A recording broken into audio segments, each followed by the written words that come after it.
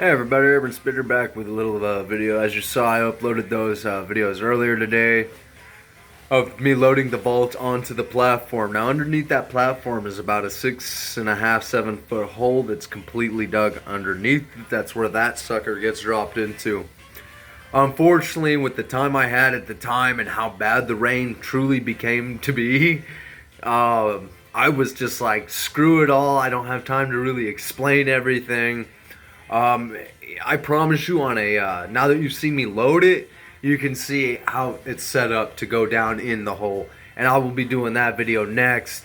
I don't have to go out tomorrow. I'm just going to be in the shop, number one, getting all my shit cleaned up and demudded, getting all my tools, all my gear, getting all the mud and grime take out of it, greasing it, everything like that, because if you go wrong with if these things go wrong in front of people, that's the last time they're going to see their loved one.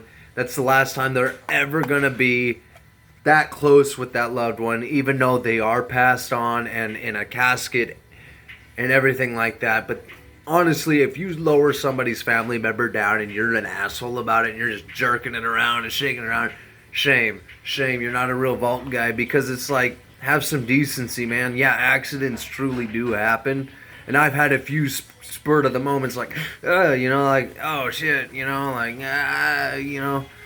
But the fact of the matter is clean your gear. So that's definitely what I'll be doing.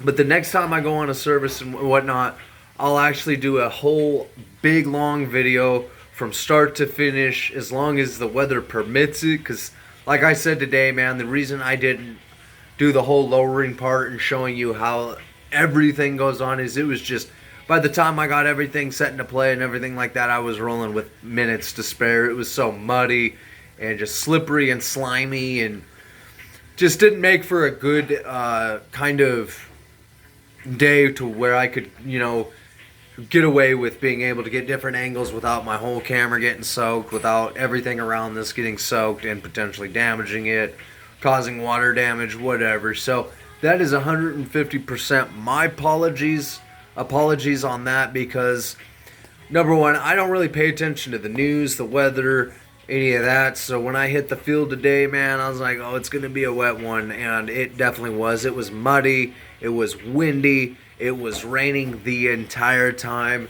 And I think it's funny because lately I've been talking to God, asking and praying for patience. Give me more patience, because I feel like I've lacked it thus far.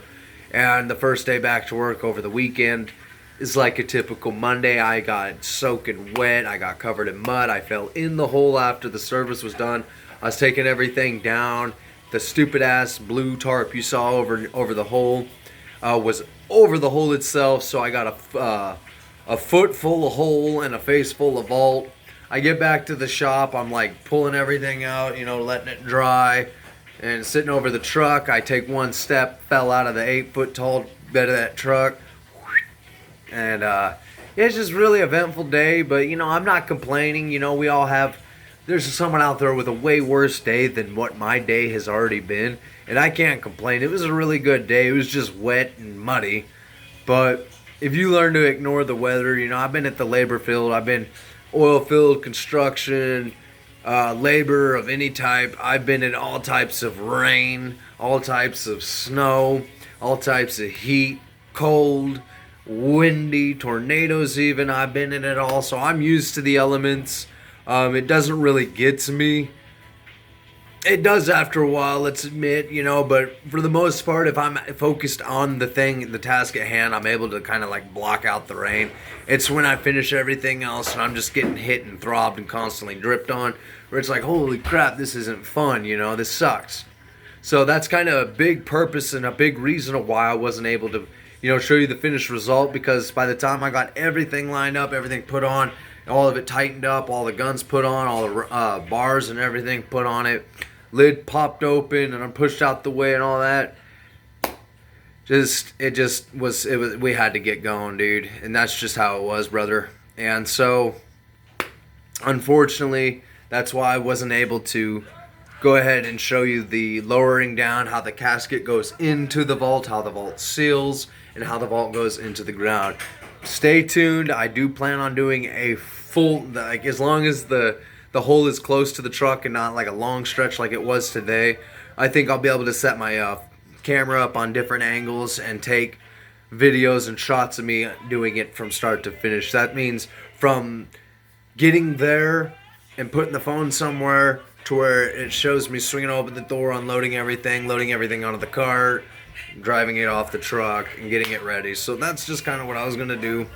You know, keeping tuned. I see I'm gaining new subscribers left and right, so that's kind of just my idea of it. And again, my apologies, I'm not showing you the finished, how it is in total. Like I said, it was just raining absolute cats and dogs all day. So that being said, stay tuned for another review coming as well, and hopefully with a video or two of a whole start to finish setup process of what I do. So anyway, this is your boy Urban. Y'all have a great Monday. I hope everybody had a great day at work. I hope everybody's having a great evening. You know, the wife in here cooking up some delicious fried pork chops with some gravy, mashed taters. It's going to be a great night, you know. So anyway, y'all stay safe out there, and I'm going to keep these firing at you. Y'all have a good one.